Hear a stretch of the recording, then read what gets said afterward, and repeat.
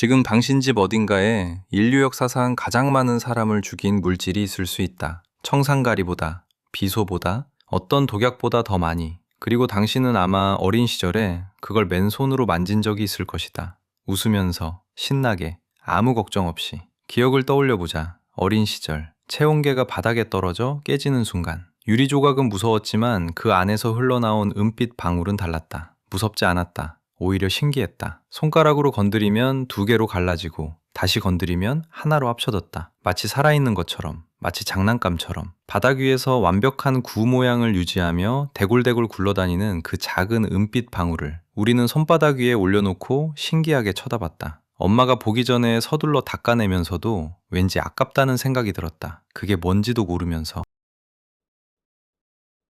그게 수은이었다. 원소 기호 HG, 원소 번호 80. 그리고 그 작은 방울 하나가 사실은 인류가 수천 년 동안 이해하지 못한 채로 두려워하고 숭배하고 착취하고 결국 그로 인해 죽어간 물질의 전부였다. 수은을 이야기할 때 사람들은 보통 독성부터 시작한다. 위험하다, 만지지 마라, 조심해라. 그런데 나는 거기서 시작하고 싶지 않다. 왜냐하면 수은이 그렇게 위험한 이유를 알려면 먼저 이 물질이 얼마나 기묘하고 얼마나 아름다운지를 알아야 하기 때문이다. 수은의 위험함은 그 아름다움과 완전히 분리할 수 없다. 이 두 가지는 같은 물질의 앞면과 뒷면이다. 수은은 금속이다. 그런데 상온에서 액체다. 이 한 문장이 왜 이상한지 모르는 사람이 많다. 금속은 고체다. 철도, 구리도, 알루미늄도 전부 고체다. 녹이려면 수백 도가 필요하다. 그런데 수은은 방 안에서 그냥 흐른다. 아무런 가열도 없이. 영하 39도가 되어야 비로소 굳는다. 그 말은 지구상에서 가장 추운 겨울에도 수은은 액체라는 뜻이다. 고체 수은을 보려면 실험실에 특수 냉각 장치가 필요하다. 그리고 수은은 무겁다. 상상을 초월할 만큼. 물 1리터가 1kg이라면 수은 1리터는 13.6kg이다. 13배가 넘는다.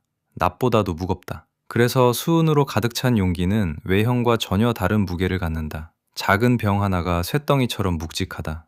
처음 들어본 사람은 반드시 깜짝 놀란다. 손으로 들기 전까지는 절대 그 무게를 예상할 수 없다. 수은이 이렇게 기묘한 물질이 된 건 우연이 아니다. 그리고 이 기묘함이 인류 역사에 얼마나 깊은 흔적을 남겼는지 당신은 지금부터 듣게 될 것이다. 황제가 이것을 마시고 서서히 무너졌다. 장인들이 이것을 마시고 정신을 잃었다. 어촌마을 전체가 이것 때문에 무너졌다. 그리고 지금 이 순간에도 수은은 당신이 모르는 곳에서 조용히 움직이고 있다.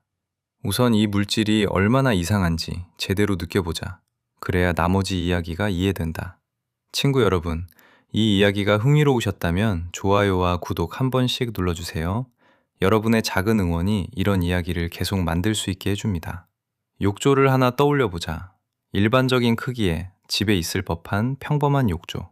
거기에 물 대신 수은을 가득 채운다고 상상해 보자. 200리터 정도. 그러면 어떻게 될까? 무게부터 생각해 보자.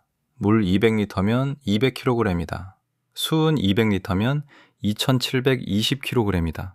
거의 3톤이다. 일반 승용차 한 대 반에 가까운 무게가 욕실 바닥에 올라가는 것이다. 욕조는 버티지 못한다. 바닥도 버티지 못한다. 수은이 담긴 욕조는 건물 바닥을 뚫고 아래층으로, 그리고 그 아래층으로 떨어질 것이다. 2층 구조물을 그냥 통과해 버린다. 그런데 여기서 더 이상한 일이 벌어진다. 그 욕조에 100kg짜리 강철 모루를 던져 넣으면 어떻게 될까? 쇳덩이니까 당연히 가라앉을 것 같다. 아니다. 모루는 가라앉지 않는다. 수면 위에서 천천히, 거의 우아하게 흔들린다. 마치 물 위에 나무 토막처럼. 100kg짜리 강철이 액체 위에 떠 있다.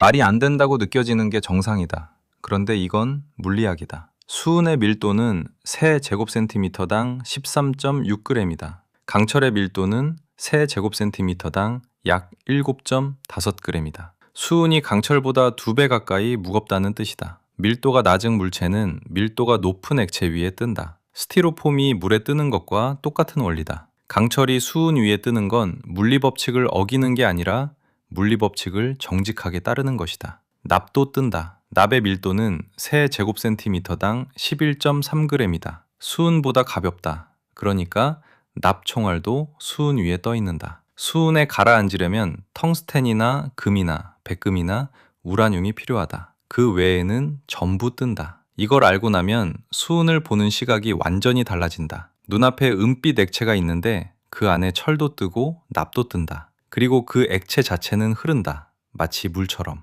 컵을 기울이면 콸콸 쏟아진다. 그런데 무게는 물의 13배다. 그리고 진짜 이상한 건 여기서 더 있다. 그 수은에 손을 넣어보면 어떤 느낌일까? 실제로 경험한 사람들의 말을 들어보면 한결같이 같은 표현을 쓴다. 상상했던 것과 완전히 다르다고. 손가락이 액체 안으로 들어가는 순간 엄청난 압력이 느껴진다. 물에 손을 넣는 것과는 차원이 다른 저항감이다. 마치 두꺼운 무언가를 밀어내는 느낌. 그런데 손을 꺼내면 완전히 건조하다. 단 한 방울도 손에 묻어있지 않다. 피부가 완벽하게 건조한 상태로 나온다. 모든 액체는 표면을 적신다. 물도, 기름도, 알코올도. 분자들이 표면에 달라붙는 성질이 있기 때문이다. 그게 액체의 기본적인 특성이다. 그런데 수은은 달라붙지 않는다. 유리컵에 물을 담으면 벽면을 따라 위로 살짝 올라간다. 수은은 반대다. 유리에서 멀어지려고 가운데가 볼록하게 솟는다. 수은은 자기 자신끼리만 붙으려고 한다. 다른 모든 것으로부터 떨어지려고 한다. 그래서 항상 완벽한 구 모양의 방울을 만든다. 중력이 허락하는 한 가장 작은 표면적을 가지려고. 마치 세상과 접촉하기를 거부하는 것처럼. 액체이지만 적시지 않는다. 금속이지만 흐른다. 무겁지만 강철을 띄운다. 수은은 우리가 물질에 대해 알고 있다고 생각했던 모든 상식을 하나씩 조용히 부수고 있다. 그리고 이건 시작에 불과하다. 이 물질이 왜 이렇게 생겨났는지를 알게 되면 당신은 수은을 다시는 평범한 눈으로 보지 못할 것이다. 수은에 손을 넣고 꺼냈을 때 손이 완전히 건조하다는 사실, 방금 이야기했다. 그런데 잠깐 거기서 멈춰보자. 그게 왜 이상한지 제대로 느껴봤는가? 우리는 태어나서 지금까지 액체는 무조건 적신다고 배웠다. 아니, 배운 게 아니라 그냥 당연하게 알고 있었다. 비를 맞으면 젖는다. 물에 손을 넣으면 손이 젖는다. 이건 설명이 필요 없는 세상의 기본 규칙이었다. 그런데 수은은 그 규칙을 거부한다. 조용히 아무 설명 없이. 수은 방울이 바닥에 떨어지는 순간을 생각해보자. 물방울은 바닥에 닿는 순간 납작하게 퍼진다. 표면에 달라붙으면서 얇게 번진다. 수은 방울은 다르다. 떨어지는 순간 완벽한 구 모양을 유지한 채 바닥에 닿고 그 상태에서 대굴대굴 굴러간다. 바닥에 흔적 하나 남기지 않고. 마치 바닥과 접촉하기를 거부하는 것처럼. 수은 방울이 지나간 자리는 처음부터 아무것도 없었던 것처럼 깨끗하다. 이건 수은 분자들이 서로를 너무 강하게 당기기 때문이다. 물 분자도 서로를 당기지만 동시에 다른 표면의 분자들도 당긴다.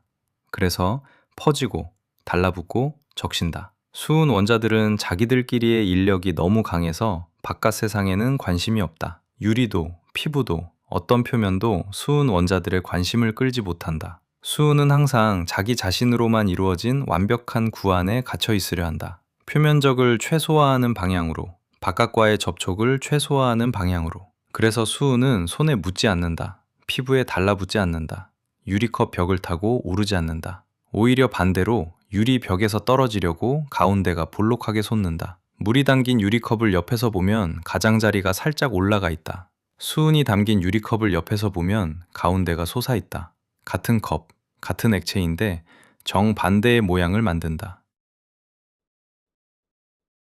이 모든 기묘함의 뿌리는 하나다. 수은 원자가 서로를 붙잡는 방식이 다른 금속들과 근본적으로 다르다는 것. 그리고 그 이유를 이해하는 순간 이 이야기는 갑자기 완전히 다른 차원으로 도약한다. 왜냐하면 그 이유를 설명하려면 아인슈타인이 필요하기 때문이다. 우주의 크기를 설명하는 데 쓰이는 그 이론이 원자 하나 안에서도 작동한다는 것을 알게 되는 순간이 바로 다음이다. 수은이 왜 액체인지 묻는 질문에 교과서는 짧게 답한다. 원자들 사이의 결합이 약하기 때문이라고. 그 문장은 틀리지 않았다. 그런데 왜 약한지는 대부분 가르치지 않는다. 그냥 그렇다고 한다. 수은은 원래 그런 원소라고. 그리고 대부분의 사람들은 거기서 넘어간다.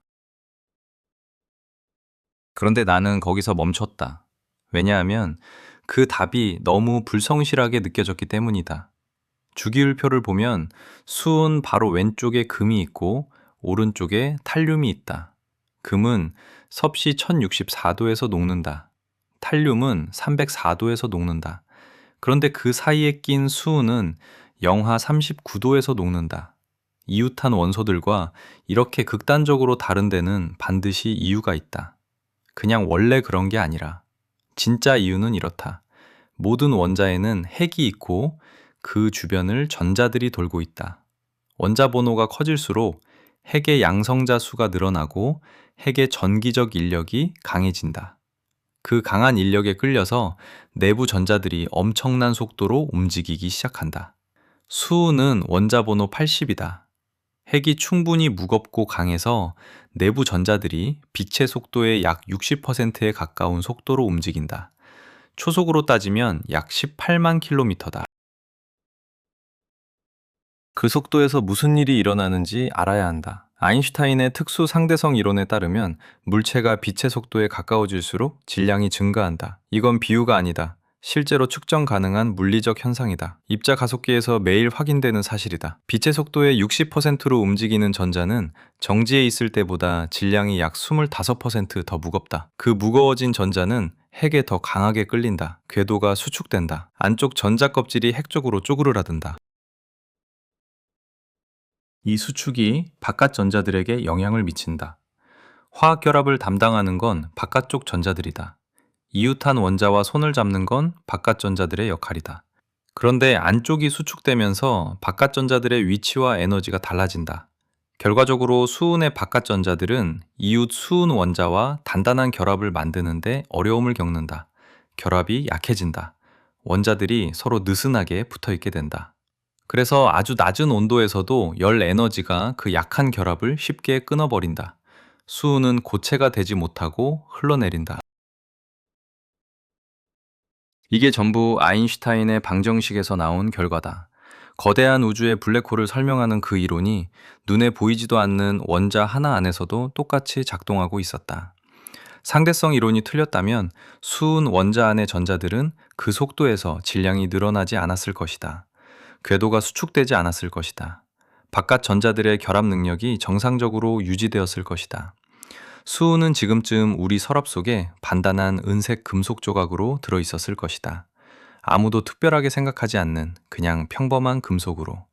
그런데 아인슈타인이 옳았다. 그리고 그 덕분에 수은은 흐른다. 상대성 이론이 만들어낸 액체 금속이 우리 어린 시절 깨진 체온계 안에 있었다.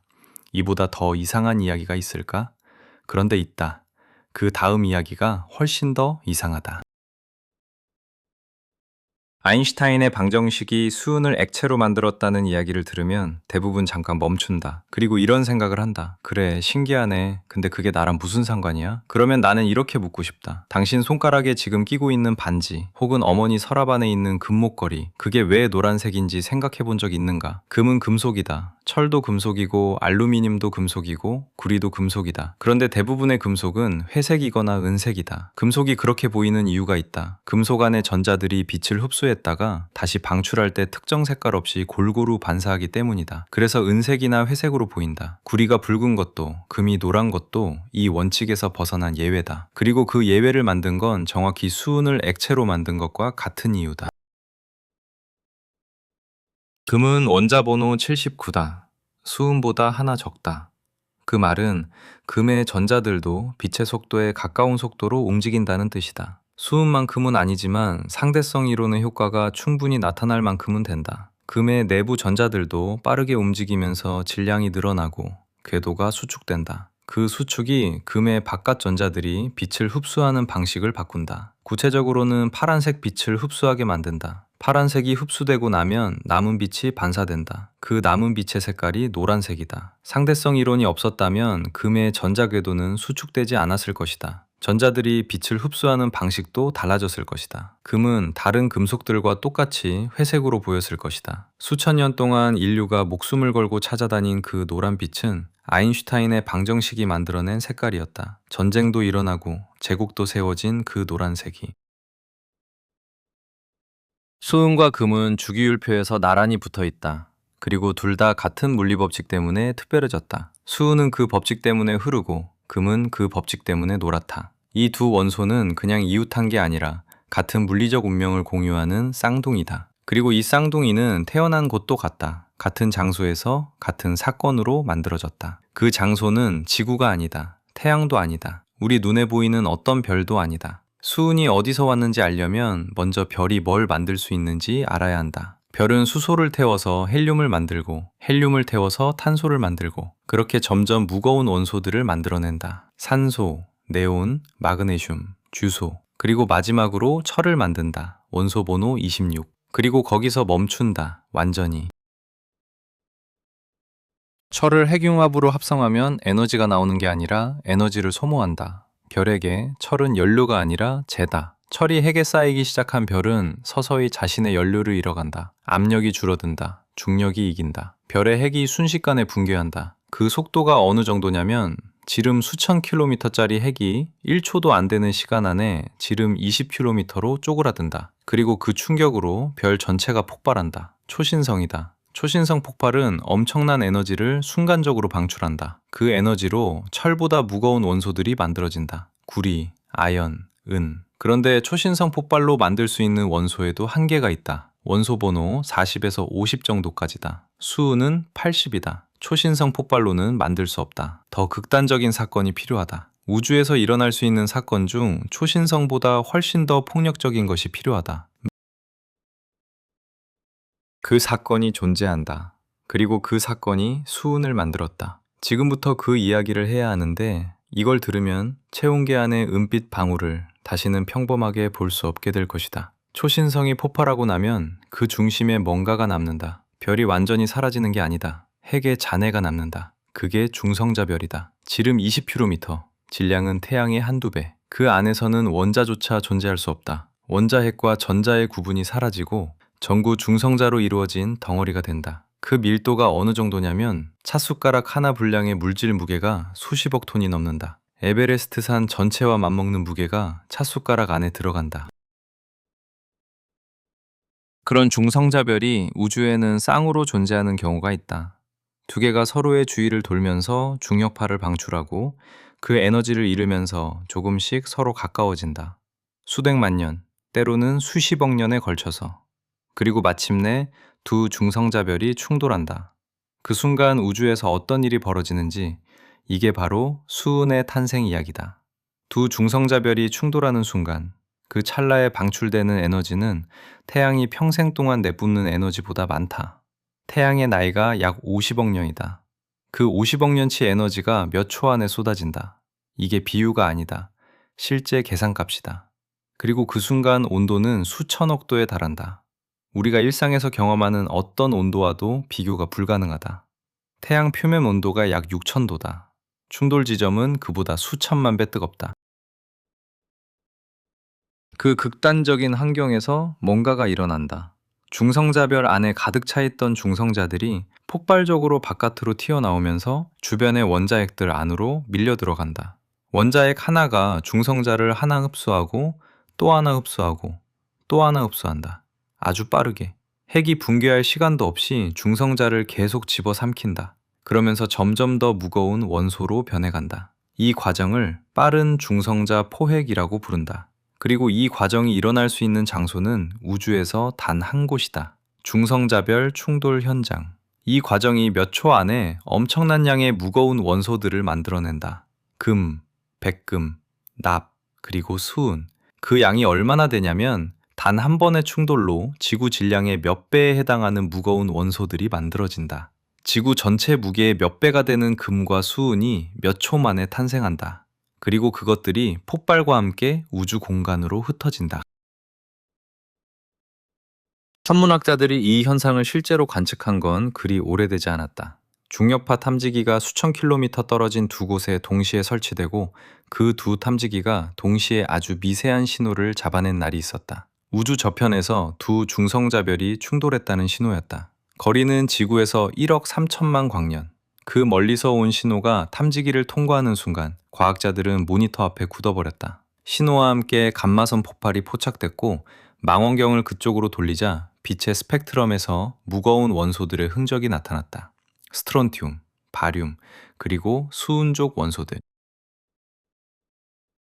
그게 최초로 인류가 수은이 태어나는 장면을 목격한 순간이었다. 교과서에 나오는 추상적인 이론이 아니라 실제로 우주에서 일어나는 일을 실시간으로 확인한 것이다. 그리고 그 충돌로 만들어진 물질들이 우주 공간을 떠돌다가 수십억 년 후에 새로운 별과 행성의 재료가 된다. 우리 태양계도 그런 잔해들을 품고 태어났다. 지구가 형성될 때 그 잔해 안에 수은이 있었다. 그래서 지구에 수은이 있다. 이걸 다시 한번 정리해보자. 당신이 어릴 때 체온계에서 흘러나온 그 은빛 방울. 그것은 태양이 태어나기도 전에 이미 존재했던 물질이다. 두 개의 죽은 별이 수십억 년에 걸쳐 서로를 향해 나선형으로 접근하다가 충돌하는 그 몇 초 동안 만들어진 것이다. 그리고 그 물질이 우주를 떠돌고 성운에 섞이고 지구가 굳어가면서 땅속에 들어가고 누군가가 그것을 캐내고 유리관 안에 넣어서 체온계를 만들었다. 그게 당신 어린 시절 손바닥 위에 올라와 있었다. 우주에서 가장 폭력적인 사건이 만들어낸 물질을 우리는 장난감처럼 손으로 굴렸다. 그리고 엄마한테 혼날까봐 서둘러 닦아냈다. 이게 수은이다. 그런데 수은 이야기는 여기서 끝나지 않는다. 오히려 이제부터 시작이다. 왜냐하면 이 물질을 인간이 발견했기 때문이다. 인류가 수은을 처음 만난 건 광물 상태에서였다. 수은은 자연에서 순수한 액체 형태로 거의 존재하지 않는다. 대신 황과 결합한 광석 형태로 존재한다. 황화수은, 즉 진사라고 불리는 광물이다. 그리고 이 광물에는 한 가지 결정적인 특징이 있다. 색깔이 붉다. 그냥 붉은 게 아니라 피보다 더 선명하고 보석보다 더 강렬한 붉은색이다. 빛을 받으면 타오르는 것처럼 빛난다. 어두운 암석 사이에서 이 붉은 광물을 발견한 순간 수천 년 전 사람들이 어떤 반응을 보였을지는 어렵지 않게 상상할 수 있다. 가만히 생각해보면 인간은 선명한 색깔에 본능적으로 반응한다. 자연에서 강렬한 색깔은 대부분 중요한 신호다. 잘 익은 과일의 붉은색, 독이 있는 동물의 경고색, 선명한 색깔 앞에서 무관심할 수 있는 사람은 없다. 그런데 진사의 붉은색은 그 어떤 자연물과도 달랐다. 금속 광택을 가진 붉은색, 돌인데 빛을 흡수하지 않고 반사한다. 손에 쥐면 차갑고 무겁다. 그런데 표면은 불꽃처럼 빛난다. 수천 년 전 사람들은 이 광물을 갈아서 안료로 사용했다. 동굴벽에 그림을 그렸고 의식에 사용했고 중요한 물건에 칠했다. 붉은색은 생명의 색이었고 피의 색이었고 신성한 색이었다. 진사는 그 색을 가장 강렬하게 품고 있는 물질이었다. 그러니까 사람들이 이걸 특별하게 여긴 건 어찌 보면 당연한 일이었다. 그런데 문제는 여기서 시작된다. 특별하다고 생각한 것을 인간은 어떻게 하는가? 더 깊이 파고든다. 더 많이 사용하려 한다. 그리고 결국 몸 안에 넣으려 한다. 진사에서 수은을 추출하는 건 어렵지 않다. 가열하면 된다. 뜨거운 불 위에 진사를 올리면 황이 타서 날아가고 수은이 증기로 변했다가 식으면서 은빛 액체로 맺힌다. 이 과정을 처음 목격한 사람이 어떤 반응을 보였을지 상상해보라. 붉은 돌을 불에 올렸더니 은빛 액체 금속이 나왔다. 그것도 흐르는 금속이. 이건 마법이 아닌 게 더 이상하게 느껴졌을 것이다. 그리고 마법처럼 보이는 것을 인간은 반드시 숭배한다. 그 숭배가 어디로 이어졌는지 다음 이야기가 바로 그것이다. 고대 중국의 어느 황제는 매일 아침 신하가 바치는 은빛 액체를 한 모금씩 마셨다. 그게 자신을 죽이고 있다는 사실을 모른 채로. 그리고 그 주변의 모든 사람들은 알면서도 말하지 못했다. 붉은 광석에서 은빛 액체가 흘러나오는 걸 처음 본 사람들이 그것을 신성하게 여겼다는 이야기를 했다. 그런데 그 신성함이 가장 극단적인 방향으로 피출된 곳이 있었다. 고대 중국이었다. 중국의 연금술 전통에서 수은은 단순한 광물이 아니었다. 변하지 않는 물질의 상징이었다. 철은 녹슬고 나무는 썩고 비단은 헤어진다. 그런데 수은은 변하지 않는다. 오랜 세월이 지나도 똑같이 흐르고 똑같이 빛난다. 변하지 않는 것은 죽지 않는 것과 같다는 논리가 거기서 나왔다. 연금술사들은 수은을 불로장생의 핵심 재료로 봤다. 수은에 황을 더하고 거기에 특별한 광물을 섞고 정해진 방식으로 가열하면 먹을 수 있는 불사의 약이 만들어진다고 믿었다. 그 약을 단약이라고 불렀다. 그리고 그 단약을 가장 열렬하게 원한 사람들이 황제들이었다. 생각해보면 이해가 된다. 황제는 모든 걸 가졌다.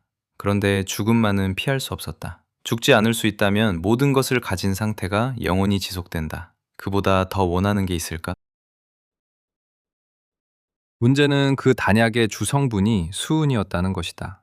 황화수은, 산화수은, 때로는 순수한 액체 수은 자체. 황제들은 장수를 원하면서 매일 신경독을 삼켰다. 그리고 수은 중독의 증상들이 하나씩 나타나기 시작했다. 처음에는 미묘했다. 조금 더 예민해지고 잠을 잘 못 자고 손끝이 가끔 떨렸다. 그런데 시간이 지나면서 증상이 심해졌다. 감정 조절이 어려워지고 이유 없이 분노가 폭발하고 판단이 흐려졌다. 신하가 올린 보고서의 내용을 기억하지 못하고 같은 명령을 하루에 여러 번 내렸다. 주변 모든 것이 자신을 해치려 한다는 생각이 점점 강해졌다.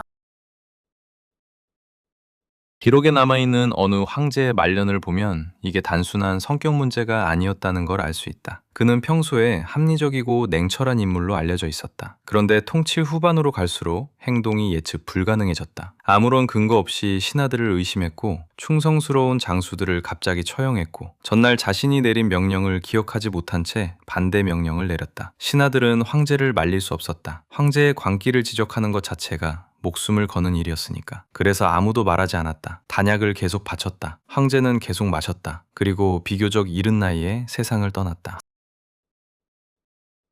이 패턴이 한 황제에서 끝났다면 비극으로 기록되고 끝났을 것이다. 그런데 이게 반복됐다. 한 왕조에서 여러 황제가 같은 방식으로 단약을 먹고 같은 증상을 보이고 같은 방식으로 세상을 떠났다. 연금술사들은 매번 핑계를 댔다. 복용 시기가 맞지 않았다. 마음가짐이 부족했다.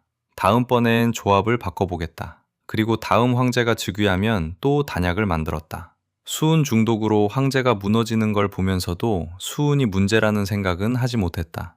아니, 했더라도 말할 수 없었을 것이다. 황제가 믿는 것을 부정하는 것은 곧 황제를 부정하는 것이었으니까. 그런데 이 이야기에서 가장 소름 돋는 부분은 황제들의 죽음이 아니다. 그건 차라리 분명한 결말이다. 진짜 소름 돋는 건 따로 있다. 영생을 꿈꿨던 황제 중 한 명의 무덤이 지금도 땅 속에 있다. 거대한 능이다. 그 바깥에는 수천 개의 실물 크기 도자기 병사들이 줄지어 서 있다. 그 유명한 병마용이다. 관광객들이 매일 수만 명씩 찾아와 사진을 찍는 그곳이다. 그런데 정작 황제가 잠든 무덤 본체는 아직 열리지 않았다. 수십 년째 발굴이 미뤄지고 있다. 공식적인 이유는 내부 유물을 보존할 기술이 아직 부족하다는 것이다. 그건 사실이다. 그런데 거기에는 또 다른 이유가 있다. 연구자들이 무덤이 토양의 성분을 정밀하게 분석했다. 특수 장비로 땅속 깊은 곳까지 측정했다. 결과가 나왔을 때 연구자들은 한동안 말을 잇지 못했다. 무덤이 토양의 수은 농도가 주변 지역보다 수백 배 높았다. 단순히 높은 게 아니라 분포 패턴이 특정한 형태를 가지고 있었다. 구불구불하게 이어지는 두 줄기, 고대 기록에 묘사된 강의 위치와 정확하게 일치했다. 고대 역사서에는 그 황제의 무덤 안에 수은으로 만든 강이 흐른다고 적혀 있었다. 황허강과 양쯔강을 본뜬 수은의 강이 무덤 바닥에서 실제로 흐르도록 설계됐다고. 오랫동안 사람들은 그걸 과장된 전설로 여겼다. 그런데 토양 분석이 그 전설이 사실이었음을 증명했다. 무덤이 봉인된 지 2000년이 넘었다. 그 2000년 동안 캄캄한 지하 밀실 안에서 아무도 모르게 수은으로 만든 강이 계속 흐르고 있었던 것이다. 영생을 원했던 황제가 수은을 마시며 살다가 죽었다. 그리고 그의 무덤 안에는 수은이 강처럼 흐른다. 수은이 그를 죽였고 수은이 그의 무덤을 지키고 있다. 이보다 더 잔인한 아이러니가 있을까? 그런데 수은과 인간의 이야기는 여기서 완전히 다른 방향으로 전개된다. 황제와 연금술의 이야기가 수은의 신비로운 면이라면 다음 이야기는 수은의 탐욕스러운 면이다. 그리고 그 탐욕이 얼마나 많은 것을 파괴했는지는 당신이 상상하는 것보다 훨씬 규모가 크다. 수은이 금을 녹인다. 산도 필요 없고 열도 필요 없다. 그냥 수은 안에 금을 넣으면 금이 사라진다. 이 한 가지 성질이 수백 년에 걸쳐 대륙 하나를 통째로 파괴했다. 황제의 무덤 이야기를 했다. 수은이 신성하고 불가사의한 물질로 숭배받던 시대. 그런데 인간이 수은에서 발견한 건 신비로움만이 아니었다. 수은에는 아주 실용적인 능력이 하나 있었다. 다른 금속을 흡수하는 능력. 수은 안에 금속 조각을 넣으면 그 금속이 서서히 녹아 들어간다. 금도, 은도, 구리도. 수은 원자들이 다른 금속 원자들 사이로 스며들어 결합을 만든다. 결과물은 반죽처럼 뻑뻑한 은빛 혼합물이다. 이걸 아말감이라고 부른다. 그리고 이 아말감을 가열하면 수은만 증기로 날아가고 나머지 금속만 남는다. 금이 녹아 들어간 아말감을 가열하면 수은 증기가 사라지고 순수한 금 덩어리가 남는다. 이 원리를 이용하면 아주 작은 금 알갱이들도 효율적으로 모을 수 있다. 금가루가 섞인 흙에 수은을 부으면 수은이 금가루만 골라서 흡수한다. 흙을 걷어내고 아말감만 모아서 가열하면 끝이다. 금이 나온다. 이 방법을 발견한 순간 세상이 바뀌었다. 문자 그대로. 유럽의 어느 제국이 새로운 대륙에 도달했을 때 그들이 발견한 건 금과 은이 풍부한 산이었다. 그런데 문제가 있었다. 광석 안의 금속 함량이 낮았다. 직접 재련하기에는 비효율적이었다. 그런데 수은 아말감 방식을 쓰면 이야기가 달라졌다. 광석을 잘게 부수고 수은을 부으면 금속이 알아서 모였다. 이 방식으로 고원지대의 거대한 은광이 본격적으로 개발되기 시작했다. 고도 4,000m가 넘는 곳에 도시가 생겼다. 광산 도시였다. 수십만 명이 살았다. 당시 기준으로 세계에서 가장 큰 도시 중 하나였다. 그 도시에서 캐낸 은의 양이 얼마나 되는지 알면 입이 벌어진다. 수백 년에 걸쳐 그 도시 하나에서 캐낸 은이 지금 가치로 환산하면 상상하기 어려운 규모다. 그 은으로 제국의 함대가 건조됐고 전쟁이 치러졌고 교역이 이루어졌다. 그 은화가 사실상 당시 세계의 기축화폐가 됐다. 제국의 번영은 그 산 하나에 달려 있었다고 해도 과언이 아니다. 그리고 그 번영의 모든 것이 수은 위에 세워져 있었다. 은을 뽑아내는데 수은이 필요했다. 수백 년 동안 그 광산에서 사용된 수은의 양이 수만 톤에 달했다. 그 수은의 상당 부분이 아말감을 가열할 때 증기로 증발했다. 나머지는 폐수와 함께 강으로 흘러들었다. 땅속으로 스며들었다. 그 지역의 토양과 강은 수백 년에 걸쳐 서서히 수은으로 채워졌다. 그리고 거기서 일한 사람들은 매일 그 수은 증기를 마셨다. 가열된 아말감에서 수은이 증발하는 순간 생기는 증기는 눈에 보이지 않는다. 냄새도 거의 없다. 그냥 뜨거운 공기처럼 느껴진다. 그런데 그 공기를 들이마시면 수은 입자들이 폐로 들어가고 혈류로 흡수된다. 매일, 하루 종일, 몇 년씩. 처음에는 손이 살짝 떨렸다. 그 다음에는 잠을 잘 수가 없었다. 이유 없이 화가 났다. 발음이 어눌해졌다. 걸을 때 비틀거렸다. 이가 흔들리다가 빠졌다. 그리고 어느 시점부터 생각이 제대로 되지 않았다. 지시를 이해하지 못하고 어제 한 일을 기억하지 못했다. 사람들은 이를 광산 일을 오래 하면 생기는 자연스러운 현상으로 여겼다. 힘든 노동 탓으로 돌렸다. 수은이 원인이라는 생각은 아무도 하지 못했다. 광부들의 평균 수명은 몇 년에 불과했다. 고도 4,000m의 혹독한 추위 속에서 수은 증기가 자욱한 작업장에서 매일 10시간 이상 일하다가 무너졌다. 자리가 비면 새로운 사람이 왔다. 그리고 그들도 같은 방식으로 무너졌다. 제국의 기록자들은 광산의 생산량을 꼼꼼하게 기록했다. 얼마나 많은 은이 나왔는지, 수은이 얼마나 사용됐는지, 그런데 얼마나 많은 사람이 그 안에서 무너졌는지는 거의 기록하지 않았다. 기록할 필요를 느끼지 못했던 것이다. 그 도시에서 수백 년에 걸쳐 일어난 일은 현대인의 눈으로 보면 명백한 집단 수은 중독이었다. 그런데 당시에는 그냥 일상이었다. 도시가 유지되는 방식이었다. 그리고 그 도시의 이름을 딴 표현이 있었다. 그 도시에서 캐낸 것만큼의 가치가 있다는 표현이. 그 말은 상상할 수 없는 부를 의미했다. 사람들은 그 말을 쓸 때 그 부의 이면에 무엇이 있었는지는 생각하지 않았다. 수백 년이 흘렀다. 광산 도시는 쇠락했다. 음의 시대가 끝났다. 그런데 수은은 끝나지 않았다. 강에 스민 수은, 땅에 스민 수은, 공기 중에 퍼진 수은은 사라지지 않았다. 지금도 그 지역의 강에서는 기준치를 초과하는 수은이 검출된다. 수백 년 전 사람들이 흘려보낸 것이 아직도 거기 있다. 그리고 여기서 더 충격적인 사실이 있다. 이 이야기는 과거의 이야기가 아니다. 지금 이 순간에도 세계 어딘가에서 정확히 같은 방식으로 정확히 같은 일이 벌어지고 있다. 방법도 같다. 결과도 같다. 달라진 건 시대뿐이다. 그리고 달라지지 않은 건 수은이 환경에 남기는 흔적이다.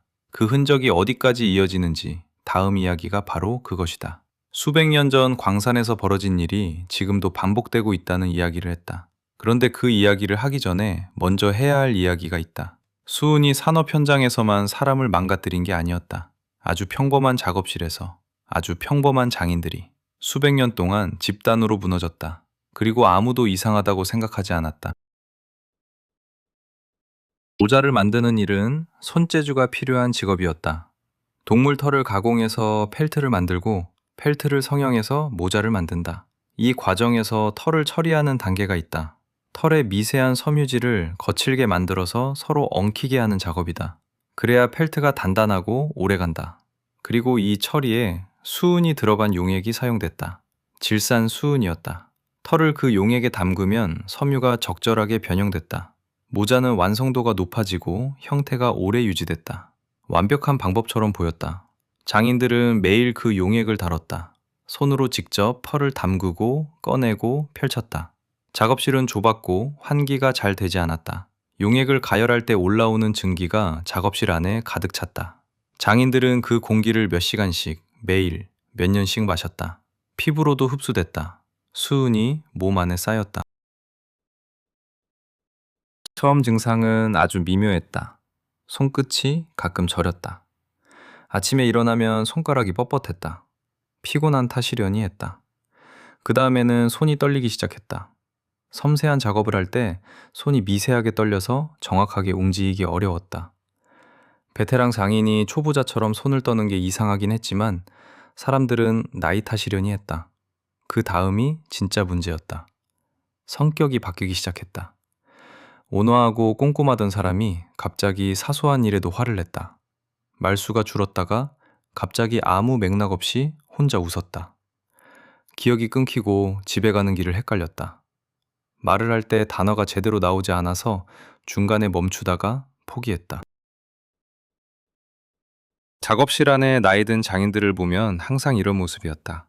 손을 떨면서 일하고 눈빛이 흐릿하고 대화를 이어가지 못했다. 젊은 견습공들은 그걸 보면서 저게 이 일을 오래 하면 되는 모습이구나 생각했다. 직업이 사람을 저렇게 만드는 거라고. 아무도 수은용액과 연결하지 않았다. 왜냐하면 수은이 그렇게 만든다는 개념 자체가 없었기 때문이다. 수은이 위험하다는 걸 몰랐던 게 아니라 수은이 이런 방식으로 사람을 망가뜨린다는 걸 아무도 몰랐다. 그래서 생겨난 표현이 있다. 모자장수처럼. 미쳤다는 말. 이 말이 일상적인 관용어가 됐을 만큼 모자장인들의 정신적 이상함은 보편적인 현상으로 여겨졌다. 직업의 특성이라고 생각했다. 그 직업을 오래 하면 좀 이상해진다고. 그리고 유명한 동화 작가가 그 이미지를 차용해서 황당하고 예측 불가능한 캐릭터를 만들었다. 찻잔을 들고 엉뚱한 소리를 늘어놓는 그 모자장수 캐릭터는 실제로 수은에 중독된 장인들의 모습을 반영한 것이었다. 수백 년 동안 수천 명의 장인들이 그렇게 무너졌다. 그리고 그 원인이 공식적으로 확인된 건 한참 후였다. 수은 사용이 금지된 것도 건강 때문이 아니었다. 다른 이유로 금지됐다. 수은이 다른 곳에 더 필요해졌기 때문이었다. 그래서 모자 산업에서의 수은 사용이 중단됐고 그때서야 장인들의 증상이 사라지기 시작했다. 원인과 결과가 연결된 건 그렇게였다. 이 이야기에서 내가 가장 섬뜩하다고 느끼는 부분은 수은의 독성이 아니다. 수백 년 동안 모든 사람이 눈앞에서 사람들이 무너지는 걸 보면서도 원인을 차지를 하지 않았다는 것이다. 당연한 일로 받아들였다. 그 무감각함이 수은 자체보다 더 무섭다. 그리고 이 무감각함은 장인들의 이야기에서만 나타나는 게 아니다. 다음 이야기가 바로 그 증거다. 세계 최고 수준의 독성 화학 연구자가 있었다. 중금속이 세포를 어떻게 파괴하는지를 평생 연구한 사람이었다. 수은이 얼마나 위험한지를 누구보다 잘 알고 있었다. 논문을 수십 편 썼고 강의에서 학생들에게 중금속 중독의 메커니즘을 설명했다. 그런데 그 사람이 수은에 쓰러졌다. 그것도 단 2방울에. 이 이야기를 처음 들었을 때 나는 한동안 말이 나오지 않았다. 가장 잘하는 사람이 당했다는 게 단순한 불운처럼 느껴지지 않았기 때문이다. 그 안에는 수은의 본질이 담겨 있었다. 수은은 지식을 비웃는다. 안다고 해서 안전한 게 아니다. 그 연구자의 이름을 지훈이라고 하자. 아니, 이건 실제 인물의 이야기이니 직접적인 이름 대신 그냥 그 연구자라고 부르겠다. 그는 실험실에서 유기수은 화합물을 다루고 있었다. 디메틸 수은이라는 물질이었다. 투명한 액체였다. 거의 냄새가 없었다. 그냥 물처럼 보였다. 그런데 이 물질은 체온계 안의 수은과는 완전히 다른 물질이었다. 체온계 안의 금속 수은은 피부에 닿아도 흡수가 느리다. 물론 장기적으로 위험하지만 한 번 접촉했다고 즉각적인 위험이 생기지는 않는다. 디메틸 수은은 다르다. 이 물질의 분자는 너무 작고 너무 기름을 좋아한다. 피부의 지방층을 그냥 통과한다. 장갑을 통과한다. 라텍스 장갑 한 겹 정도는 15초 안에 뚫고 들어간다. 실험 안전장비로 사용되는 일반적인 라텍스 장갑이 이 물질에는 사실상 종이 한 장과 같다. 그 연구자는 라텍스 장갑을 끼고 있었다. 표준 안전 절차를 따르고 있었다. 그런데 실험 중에 아주 소량의 디메틸 수은이 장갑 위에 떨어졌다. 2방울 정도였다. 그는 즉시 닦아냈다. 그리고 실험을 계속했다. 그게 전부였다. 그 순간 그는 자신에게 무슨 일이 일어나고 있는지 알지 못했다. 디메틸 수은이 장갑을 이미 통과해서 피부에 닿았고 피부를 통과해서 혈류에 들어갔다는 것을, 그리고 그것이 뇌를 향해 이동하기 시작했다는 것을. 몇 달이 지났다. 아무 증상도 없었다. 그러다가 어느 날 말이 약간 어눌해졌다. 걸을 때 균형이 살짝 흔들렸다. 처음에는 피로 탓이려니 했다. 그런데 며칠이 지나도 나아지지 않았다. 검사를 받았다. 혈액 안의 수은 농도가 정상치의 500배였다. 500배. 그 숫자를 보는 순간 의사들도 굳어버렸다고 한다. 그리고 그때부터 시간과의 싸움이 시작됐다. 그런데 그 싸움의 결말은 처음부터 정해져 있었다. 그 연구자는 수은이 뇌를 어떻게 파괴하는지를 누구보다 잘 알고 있었다. 그리고 자신의 뇌가 정확히 그 방식으로 파괴되는 것을 의식이 있는 상태에서 지켜봐야 했다. 이보다 더 잔인한 일이 있을까? 디메틸 수은이 혈류에 들어가면 뇌로 향한다. 뇌와 혈액 사이에는 혈액 뇌장벽이라는 보호막이 있다. 대부분의 독성 물질은 이 장벽을 통과하지 못한다. 납 같은 중금속도 성인의 경우 이 장벽에서 상당 부분 걸린다. 그런데 디메틸 수은은 이 장벽을 그냥 통과한다. 장벽의 수송 단백질이 이 물질을 아미노산으로 착각해서 오히려 능동적으로 뇌 안으로 끌어들인다. 적이 아군 복장을 하고 기지 안으로 걸어 들어가는 것과 같다. 뇌 안으로 들어간 수은은 단백질과 결합한다. 세포 안에서 에너지를 만드는 구조물을 망가뜨린다. 에너지 공급이 끊긴 신경세포는 죽는다. 그런데 이 과정이 즉각적이지 않다. 천천히 일어난다. 그래서 그 연구자는 처음 몇 달 동안 아무것도 몰랐다. 증기가 아니라 피부를 통해 흡수됐기 때문에 더 느리게 진행됐다. 그 사이에 수은은 조용히, 아주 조용히 뇌 안에 쌓였다. 첫 증상이 나타났을 때 그는 즉시 직감했을 것이다. 자신이 연구에서 수백 번 읽었던 증상들이 자신의 몸에서 나타나고 있다는 것을. 손끝의 저림, 발음의 흐릿함, 균형 감각의 이상. 이건 피로가 아니었다. 그는 알고 있었다. 그래서 검사를 받았고 결과가 나왔고 수은 농도가 정상의 500배라는 숫자를 봤다. 치료를 시작했다. 몸 안에 수은을 끌어내는 약물을 투여했다. 그런데 문제가 있었다. 뇌 안에 있는 수은은 끌어내기가 훨씬 어렵다. 약물이 혈액 뇌장벽을 통과해서 뇌 안으로 들어가야 하는데 그게 쉽지 않다. 혈액 안의 수은은 어느 정도 제거됐다. 그런데 뇌 안의 수은은 그대로였다. 신경세포는 계속 죽어갔다. 시야가 좁아지기 시작했다. 처음에는 주변부가 흐릿해지더니 점점 더 좁아졌다. 보이는 범위가 작아졌다. 소리도 점점 멀어졌다. 말을 하려고 하면 단어가 나오지 않았다. 생각은 있는데 표현이 안 됐다. 몸을 움직이려 해도 지시가 전달되지 않았다. 뇌가 몸과의 연결을 하나씩 잃어가는 과정이었다. 그는 그 과정을 의식이 있는 동안 겪었다. 몇 달이 지나 의식을 잃었다. 그리고 다시 깨어나지 못했다. 2방울이었다. 장갑 위에 떨어진 2방울의 투명한 액체. 그것으로 충분했다. 세계 최고 수준의 독성학 연구자가 수은의 위험성을 평생 연구한 사람이 수은에 쓰러졌다. 그의 죽음 이후 전 세계 실험실의 안전 기준이 바뀌었다. 디메틸 수은을 다룰 때는 라텍스 장갑이 아니라 훨씬 두껍고 특수한 재질의 장갑을 여러 겹 껴야 한다고. 그리고 가능하면 이 물질을 아예 다루지 않는 방향으로 실험을 설계하라고. 그의 죽음이 규정집 한 페이지를 바꿨다. 그게 그가 남긴 마지막 연구 결과였다. 이 이야기가 충격적인 이유는 단순히 비극적이기 때문이 아니다. 가장 잘 알고, 가장 조심하고, 모든 절차를 따른 사람도 당할 수 있다는 게 수은의 본질이기 때문이다. 수은은 실수를 기다리지 않는다. 완벽한 상황에서도 파고든다. 그리고 이 본질은 개인의 이야기에서만 나타나는 게 아니다. 도시 전체 규모에서도 똑같이 나타났다. 일본의 서쪽 해안에 조용한 어촌이 있었다. 만을 끼고 있는 작은 도시였다. 바다가 맑았고 물고기가 풍부했다. 주민들 대부분이 바다에 기대어 살았다. 수백 년 동안 그 방식으로 살아왔다. 아침이면 배가 나가고 저녁이면 그날 잡은 생선으로 밥을 먹었다. 바다는 그 도시의 전부였다. 그 도시 근처에 화학 공장이 들어선 건 20세기 초였다. 공장은 특정 화학 물질을 생산했고 그 생산 과정에서 나오는 폐수를 만으로 흘려보냈다. 폐수 안에는 수은이 포함되어 있었다. 매일 수십 년 동안 누구도 측정하지 않았다. 누구도 확인하지 않았다. 그냥 버렸다. 바다는 넓으니까 물이 다 희석시켜 줄 거라고 생각했다. 처음 이상한 건 고양이들이었다. 항구 주변을 어슬렁거리며 생선 부스러기를 먹고 살던 고양이들이 갑자기 이상하게 행동하기 시작했다. 걷다가 넘어지고 제자리에서 빙글빙글 돌고 발작을 일으키다가 바다로 뛰어들었다. 주민들은 이걸 고양이 춘병이라고 불렀다. 이상하긴 한데 고양이 이야기였으니까 심각하게 받아들이지 않았다. 그런데 그 다음에는 새들이었다. 날다가 갑자기 방향을 잃고 추락했다.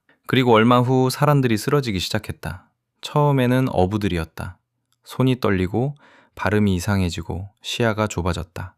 그 다음에는 그 가족들이었다. 같은 밥상에서 같은 생선을 먹은 사람들이 같은 증상을 보였다. 병원에 가도 원인을 몰랐다. 처음 보는 증상이었다. 뇌에 문제가 있는 것 같은데 왜 이렇게 집중적으로 한 지역에서만 나타나는지 설명이 안 됐다. 연구자들이 조사를 시작했다. 환자들이 공통적으로 그 만에서 잡힌 생선을 많이 먹었다는 사실이 드러났다.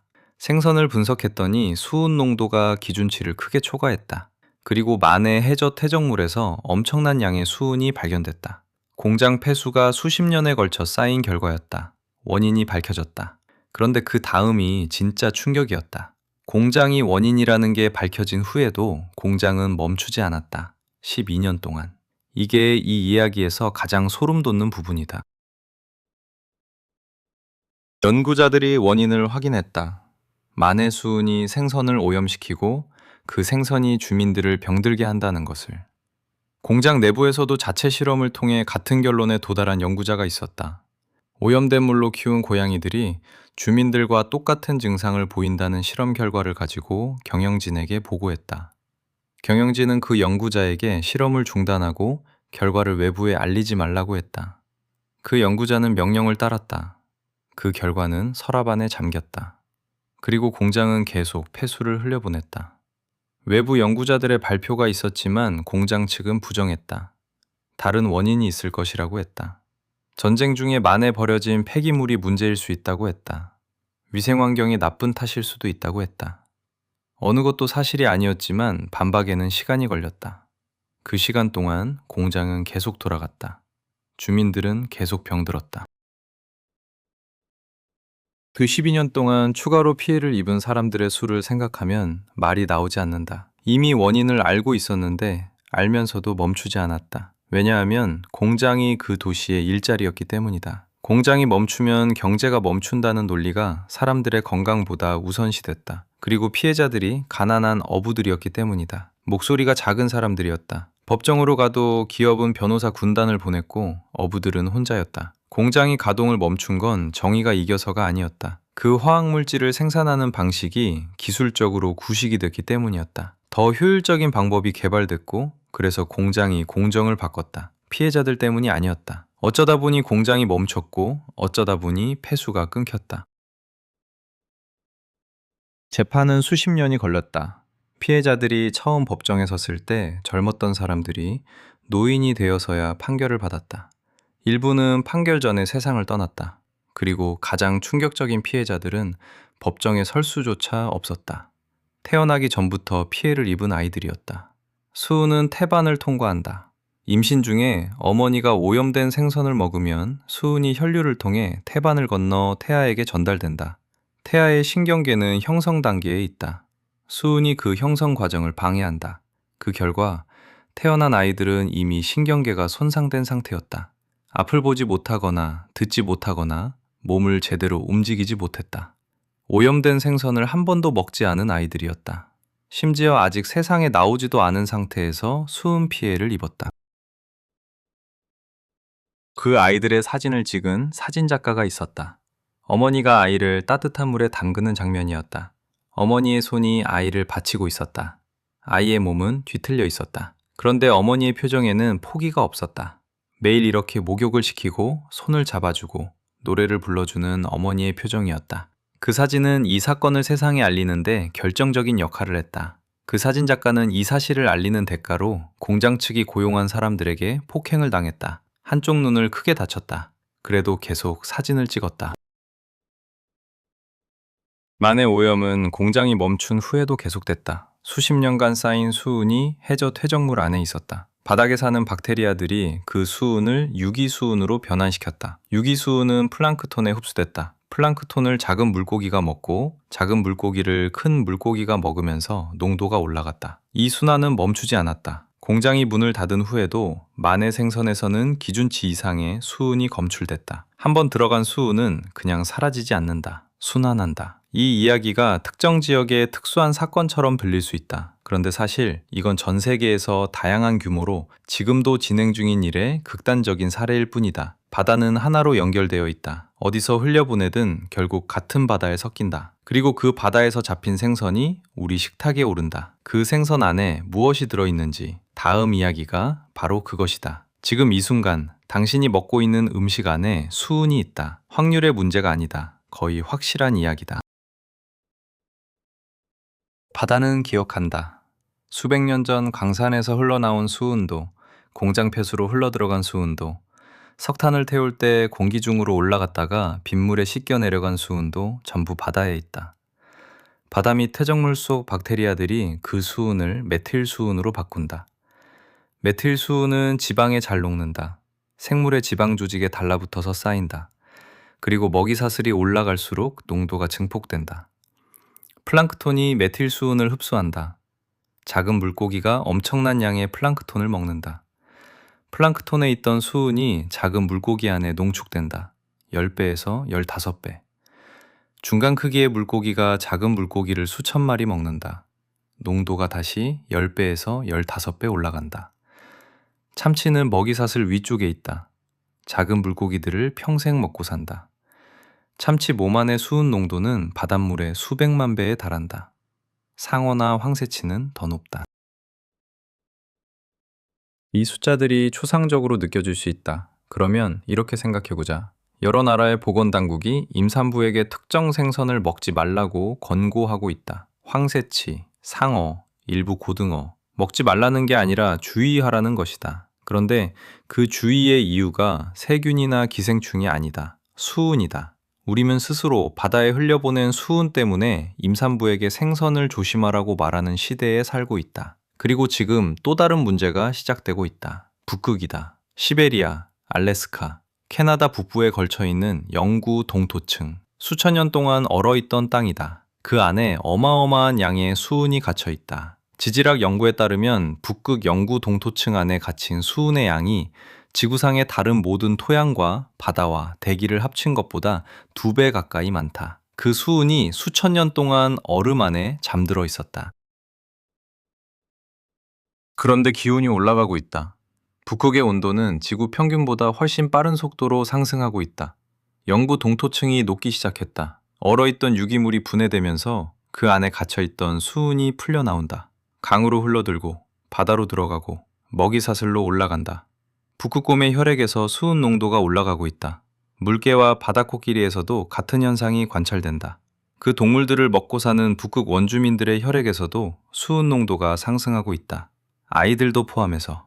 인류가 기후를 바꿨고 기후변화가 수천 년간 봉인돼 있던 수은을 풀어놓고 있다. 우리가 직접 흘려보낸 것도 아직 바다에 있고 이제 땅속에 있던 것까지 합류하고 있다. 이 두 가지가 합쳐지는 지금 바다의 수은 농도는 계속 올라가고 있다. 그리고 우리에게는 이걸 멈출 방법이 없다. 더 이상 수은을 추가하지 않을 수는 있다. 그런데 이미 바다에 있는 것, 이미 퇴적물에 있는 것, 이미 영구동토층에서 풀려나오고 있는 것은 회수할 기술이 없다. 우리가 흘려보낸 것은 돌아오지 않는다. 돌아오는 건 그것이 먹이사슬을 타고 변환된 형태로 우리 식탁에 오를 때뿐이다. 수은은 우주에서 가장 폭력적인 사건으로 태어났다. 두 죽은 별의 충돌.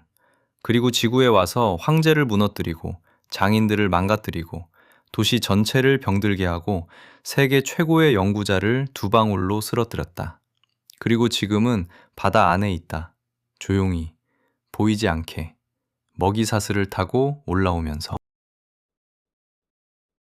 이 이야기의 교훈은 수은이 위험하다는 게 아니다. 수은은 원래부터 위험했다. 달라진 건 없다. 교훈은 따로 있다. 우리는 수천 년 동안 눈앞에서 사람들이 쓰러지는 것을 보면서도 원인을 찾으려 하지 않았다. 황제가 무너지는 걸 보면서 연금술사들은 다음 황제에게 같은 약을 바쳤다. 장인들이 떨면서 일하는 걸 보면서 사람들은 직업의 특성이려니 했다. 광부들이 몇 년 만에 쓰러지는 걸 보면서 제국은 생산량 기록을 남겼다. 공장이 원인이라는 걸 알면서도 12년 동안 멈추지 않았다. 그리고 지금 우리는 바다에 무엇이 있는지 알면서도 계속 흘려보내고 있다. 수은은 변하지 않았다. 우리가 변하지 않은 것이다. 이 이야기를 듣고 나서 당신에게 한 가지 묻고 싶다. 지금 우리 주변에 우리가 당연하게 받아들이고 있는 것들 중에 수백 년 후에 사람들이 보면 어이없어 할 것들이 있다면 무엇일 것 같은가? 댓글에 써줘라. 진심으로 궁금하다. 이 이야기가 의미 있었다면 좋아요와 구독 부탁드린다. 이런 이야기를 계속 만들 수 있는 건 여러분 덕분이다.